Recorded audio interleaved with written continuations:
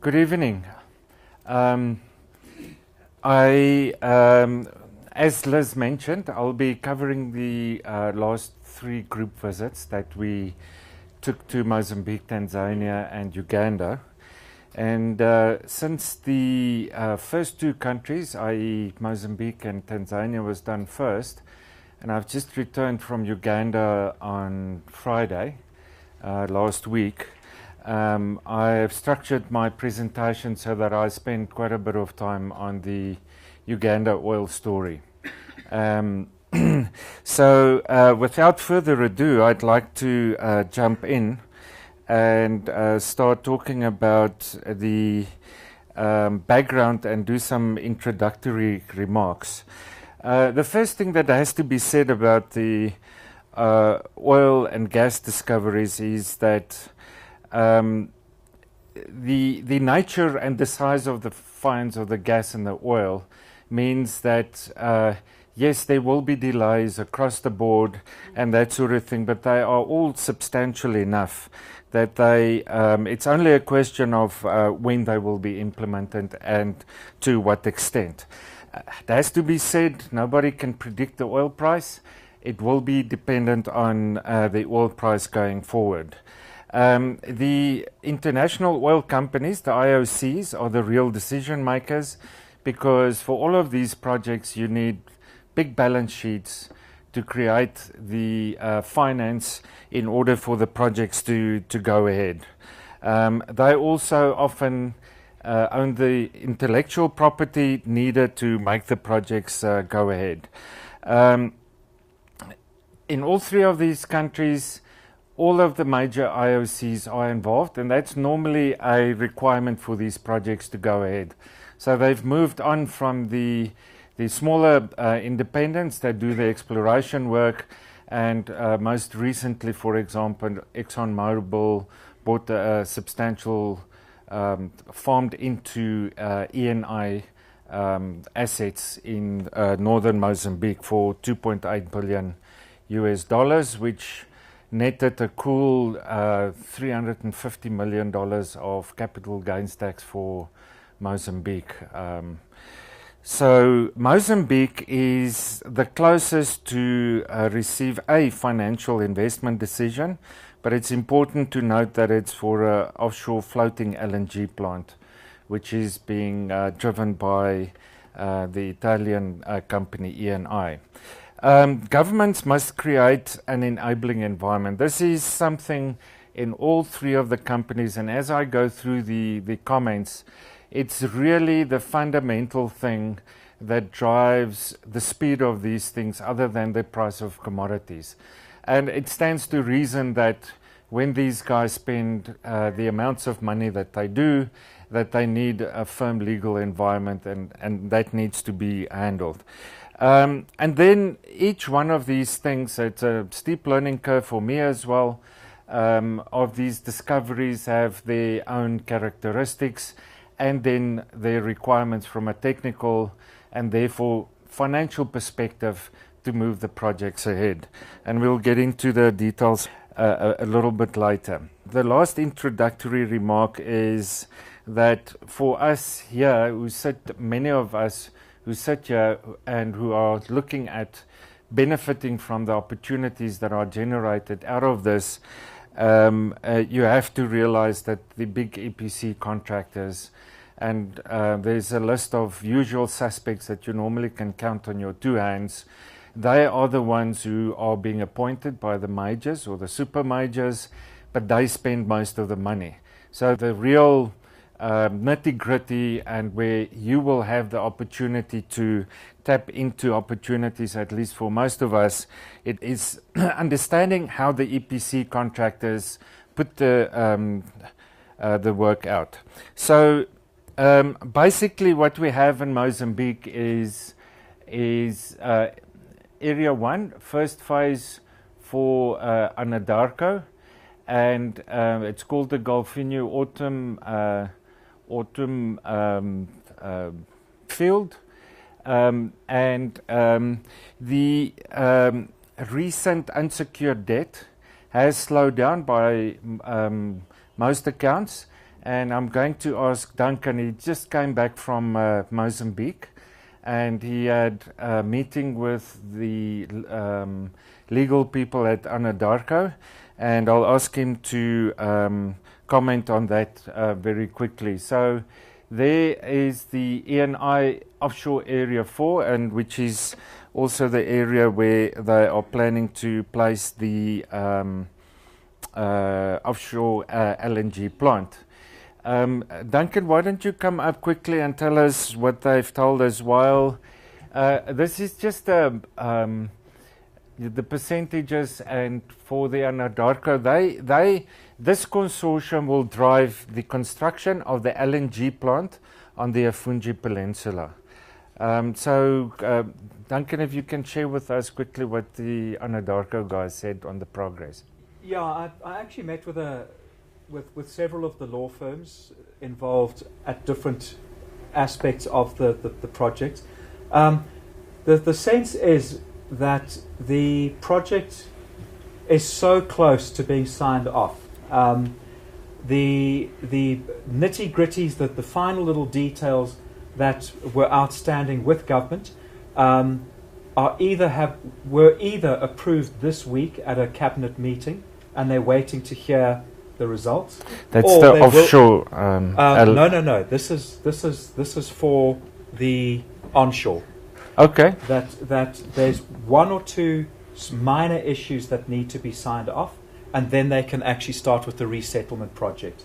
They're anticipating that it's imminent, and it either happened in Tuesday's cabinet meeting, or it will happen in the next 2 or 3 weeks, and then the resettlement project will be able to kick off probably in the third quarter of the year, and that's about a $200 million project in and of itself. Yeah. Okay. But the sense is that things are moving again. Yeah. I just quickly jump to this part of the thing. So this is, in other words, for the first LNG plant. This is where they stand in terms of reaching FID. So they are at the same time working on all these issues. But when we were there towards the end of last year, they actually expected the appointment of the contractor in January or February. So again, it's been delayed. But we just had detailed feedback from Duncan on the fact that they are at the point where they will sign it. Now, of course, the resettlement plan, the way companies like Anadarko work, they do the exploration and they develop the field, and resettlement in Africa is always a massive issue. And the reason why they're investing in this resettlement plan, because it's a substantial amount of money, is that it gives value to the asset in that region, and it gives them bigger potential to farm out their asset to the super majors or the majors like ExxonMobil, Shell, and that sort of thing. So the expectation from some at least is, as soon as the resettlement program is done, they will have also made a lot of progress on the other thing. And the best scenario for Mozambique is that one of the majors then express interest. One of the reasons why we are interested in this is because of the fact that our major investments in local infrastructure will be required. We traveled all the way up to Pemba, and we also traveled up to Palma, where the LNG plant will be located. It's just a short hop from the Tanzanian border. And the LNG plant, as you can see there, is they are looking at 2 LNG trains, and you can see the details and the capacity of what they're planning to implement there. The CCS JV has been selected as an EPC contractor, and the details of these companies are available should you want them in the report that I have written. So the offshore development is really, I believe, very important for Mozambique, because that will give the other investors and the majors the confidence for the onshore development to proceed. And for us in industry, the onshore development, the LNG plant, which is estimated to at a value of 4 to 5 billion US dollars, will change the face of that region permanently. The infrastructure in Palma, as we saw, is really threadbare. There's not much. There's a couple of hotels who came up, but they are struggling because of the delays in the development. So the offshore LNG plant is really important. The other big development that we are interested in is the Pemba Oil and Gas Service port, or center as they call it. And what has happened there is that there's a consortium that has been appointed to construct the port. Portos do Cabo Delgado has given the ENEOS the consortium the concession to construct the port, and the China Harbour Engineering Company has been appointed as contractor. The consulting engineer on site is WSP Parsons Brinkerhoff, and when we went to have a look at the harbour, the site engineer was a chap from Port Elizabeth. This is what it will look like. At the moment, it is clear that, and we were also told in the presentation in Maputo, that they will proceed with major construction once the FID is reached on major gas projects. So at the moment, you can see they've done a bit of piling there. But you can see the site is fairly quiet. In summary, the unsecured debt issue, as Duncan also explained to me, there's a sense in Maputo that the issue is being dealt with.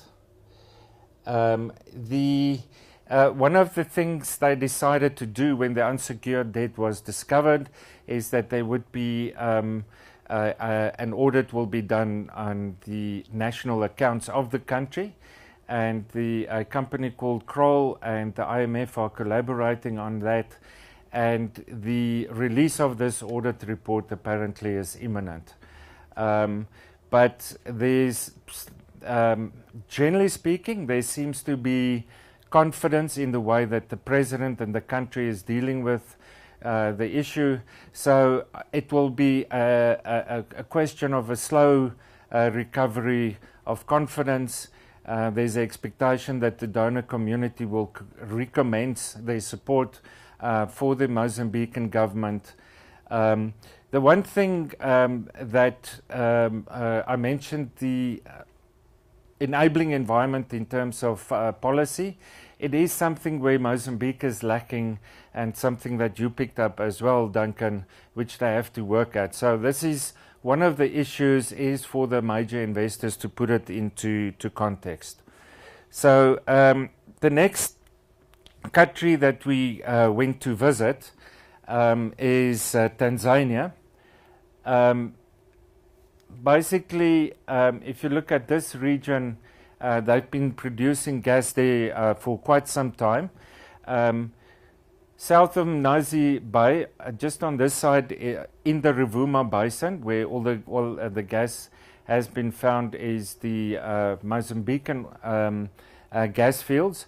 So most of the major gas finds is in this area over here. One of the main differences between Mozambique and Tanzania is that they have also discovered some onshore or nearshore gas fields that are exploitable, about 10 TCF of that. So there's potential there. It's a different kind of development. We can make this slide available to you. The main thing about Tanzania, which we find out, and we had a fantastic meeting with Shell, is the story about Tanzania is that the FID, or the financial investment decision on the LNG plant, is quite some time off. And there's a big difference between what the government says and what the oil companies told us.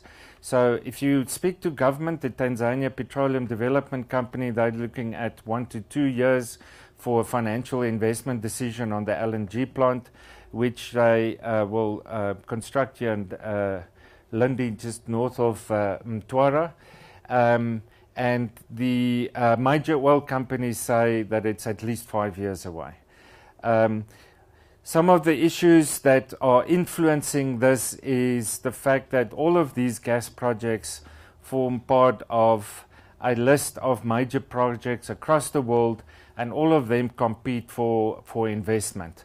And there's general consensus that the Tanzanian projects are quite far down the list. However, the other very important story, which is a positive for Tanzania, is that they have completed this gas pipeline to Dar es Salaam.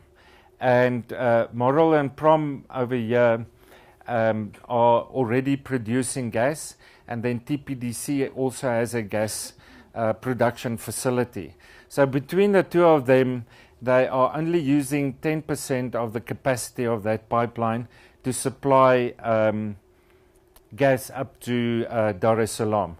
And it's hooked up with the Songo Songo fields as well. Yeah, so there's also some. So when we spoke to, for example, a company like Wentworth, they were saying the basic message is they are looking for off-takers. If there's any businesses or any initiatives in amongst the South African business community to create industry or establish industries that are heavy gas users, they almost pleaded with us, because TANESCO as a utility is extremely constrained, both in terms of management capacity and also from a balance sheet point of view. It's noteworthy that for example, to explain how constrained TANESCO is, more than 50% of the income is paid to independent power producers who produce around 24% of the total electricity in Tanzania. So, and these agreements have been signed over a long period of time. So what you see is with some of the power stations like these here, is they have separate agreements to finance it. And it's not necessarily channeled through TANESCO. So it's really a desperate situation. We've been told, and this is another important story about Tanzania, is the role of the new president. He has literally fired around 10,000 civil servants. When we went there, the people that we met at TANESCO, the TPDC, which is the Tanzanian Petroleum Development Corporation, the Tanzania Investment Corporation, and some others, were all newly appointed people in acting positions. And the High Commissioner, who briefed us during our visit there, told us that it's slowed down the process. A lot of institutional capacity left the system. So there are lots of plans in Tanzania. All of these little blocks, and it's available in our report, all of these blocks represent projects that are planned, including 2 fertilizer plants. And there are companies lined up like Ferrostal who are interested in doing it. But from a regulatory point of view, you need lots and very well priced gas to make fertilizer plants work, and they don't seem to get to agreement.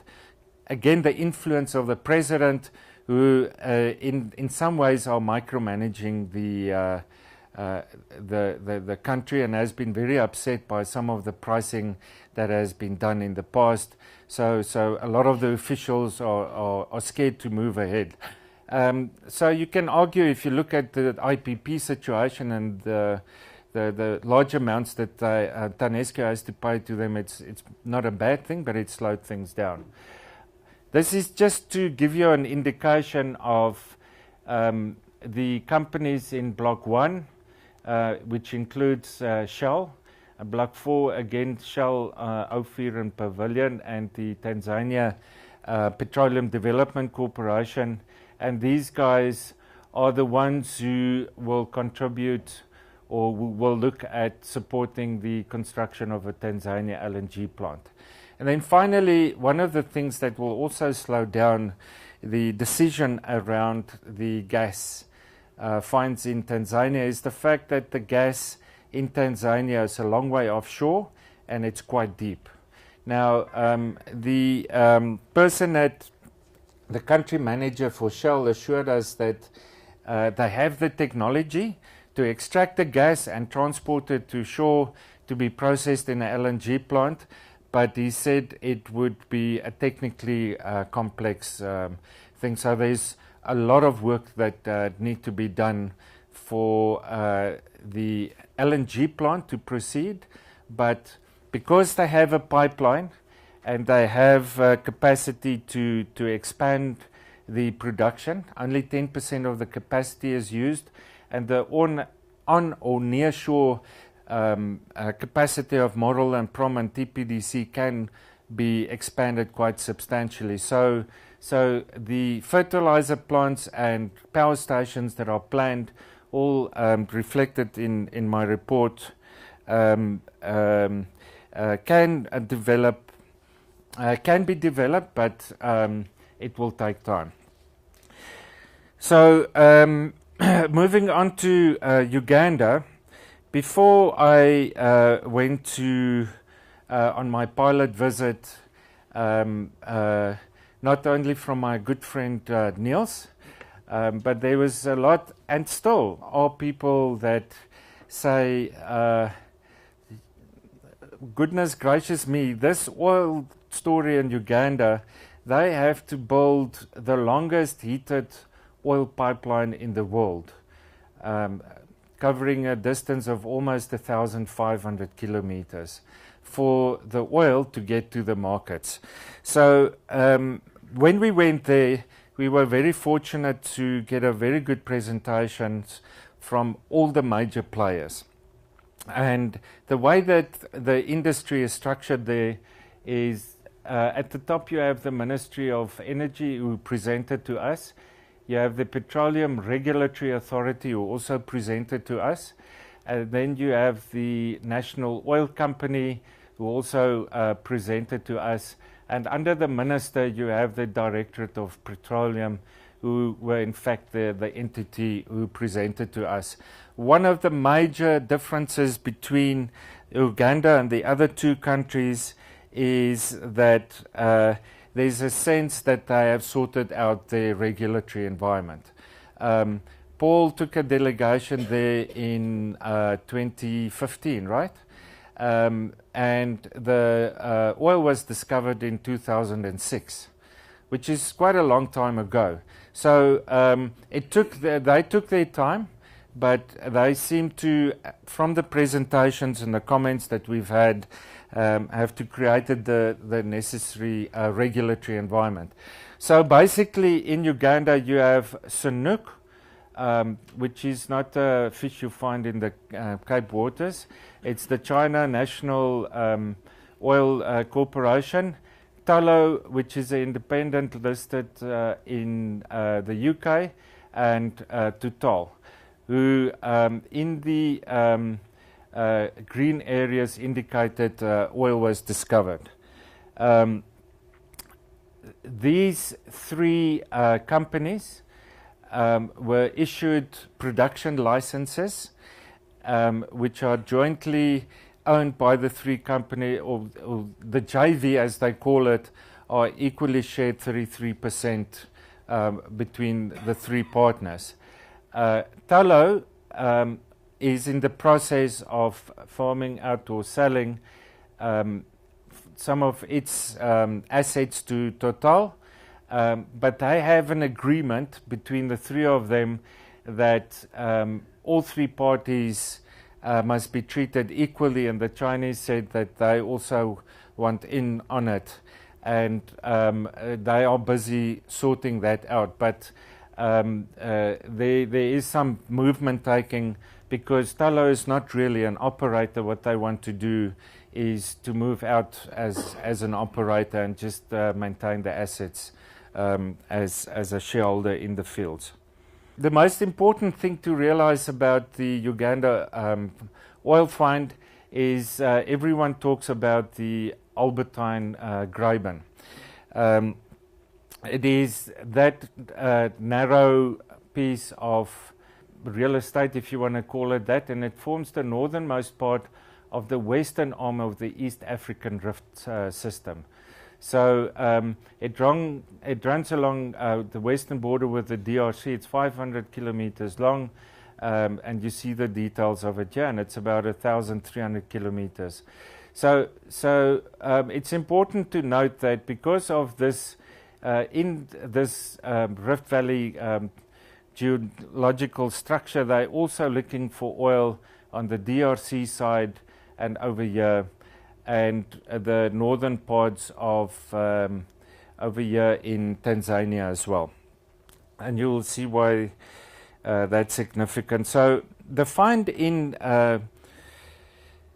Uganda is a 6.5 billion US barrel, or 6.5 billion barrels of oil, of which 1.4 billion is recoverable reserves, and they also found a substantial amount of gas, which is normal with that, and they are planning to small power stations or use it for power stations.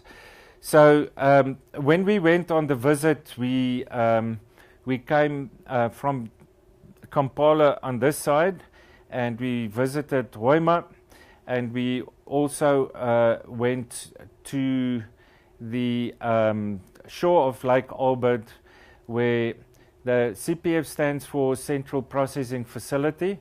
There are basically two major projects that will take place, and I'll give you the details. But what we're seeing here is a central processing facility over here, and over here, these are feeder pipelines with the main pipeline taking it to the port in northern Tanzania, going from there. So the Bulisa field is, I'm not going to repeat all of the details, you can read it for yourself, but the Bulisa one is the big, it is gorilla country though, so that's the, you can go and watch the gorillas in that part of the world. This is the big gorilla. It's about 80% of the oil that will be produced in Uganda will come from this field, and it belongs to Total. So as you can see here, the northern fields will have a CPF here, a southern CPF for the southern fields. The Kingfisher fields will be developed by the Chinese, but they have indicated to us that while they're also expecting FID in the near future, this one will be slower. This is the one that they are really pushing hard for. The important thing here to note here is that while the refinery, I'll speak a little bit about that later, is that the crude oil export, or the East African crude export pipeline, is separate from the project. So they'll prepare the oil fields and the pipeline, and it can go to market. My own view from all the inputs that we got is that the refinery might struggle to be completed on time with the others. So the Bulisa field has a budget of 5.8 billion US dollars, and most of the money will be spent on the two major central processing facilities, which include storage tanks for crude oil, facilities for conversion of associated gas to power and liquefied petroleum gas LPG, and the construction of all the feeder pipelines and hooking it up. And this, according to the ministry, total investment in the oil and gas sector are estimated to be 20 billion during the next 3 to 5 years. It's important to note that of that money, they're only looking at actually spending about 4 to 5 billion in Uganda. Obviously, a lot of the equipment will be procured from outside, but that's still almost a third of the annual GDP. So what we are also interested in is the support infrastructure, and these come out of separate budgets. So a lot of this money will be spent. It does look as if there's movement on an industrial park and the international airport. And one of the objectives with the airport, and for the logistics guy this might be interesting, is the theory at least is that a lot of the equipment into that region will be done by air into this international airport. So they're looking at a substantial facility there. And I'm not going to go through all of it. You can read through that. But clearly there are quite a bit of money allocated to the support infrastructure, which will be a major story in itself. Included in that is a pipeline from Hoima, or from the oil fields here to Kampala.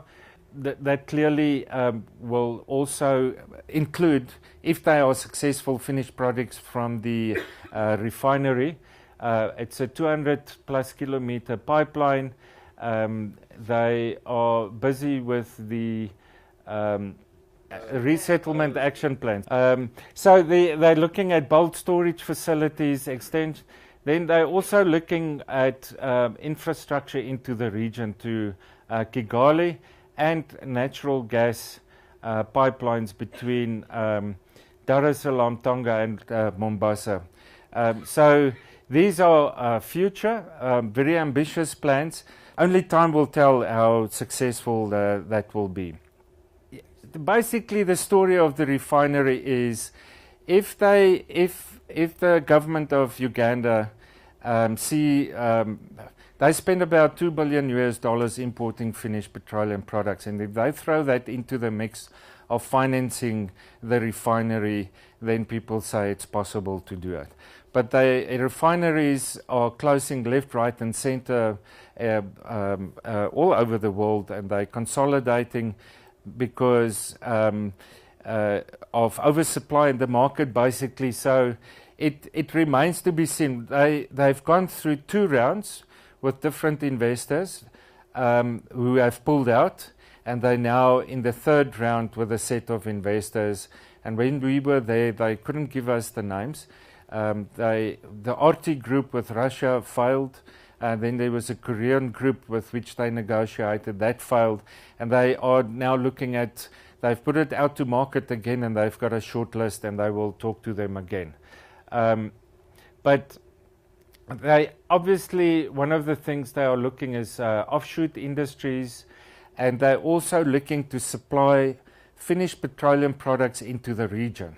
So the Petroleum Authority put out a tender for the upgrade of the port infrastructure around Lake Victoria for finished petroleum products, finding out can they distribute it through Lake Victoria and what kind of money needs to be spent for that to be distributed. In summary, the FEED studies, or the companies for the Bulisa oil well construction project, have been allocated to those companies over there. And it's a competitive process, and they've designed a procurement process that will lead to a situation where one of those 3 companies will become the EPC contractor. So the FEED process design is a competitive process, so they are busy competing on that. So all of them say the National Oil Company, the Petroleum Regulatory Authority, the Ministry, and the 3 oil companies who jointly presented to us, all of them out of one mouth said they expect FID by the end of 2017, and once they have that, they expect the EPC contractors to be appointed. That normally can take 9 months to 18 months. So, but they expect the oil story there is this is the big story out of it. There are some colleagues sitting in the gallery here who went with me on it, and I think this is one of the things that we discussed among ourselves. When we visited Tanzania and Mozambique, a lot of the figures and the presentations were a little bit all over the place. The Ugandans presented the same figures, the same message, and it was uniform. So they were very convincing in that they are going to reach FID on these 2 projects, Kingfisher and the oil well. The East African pipeline project, again, the FEED project, the FEED study has been allocated to Gulf Interstate Engineering Company, and they will be responsible to also assist with putting the appointing the EPC contractor eventually. You can see what the value of that contract is. All 3 of these projects, they plan to run concurrently, and therefore you see the large figures that will be, in terms of spending, that will be spent over the next 3 to 5 years. And that is my story for today. Thank you very much.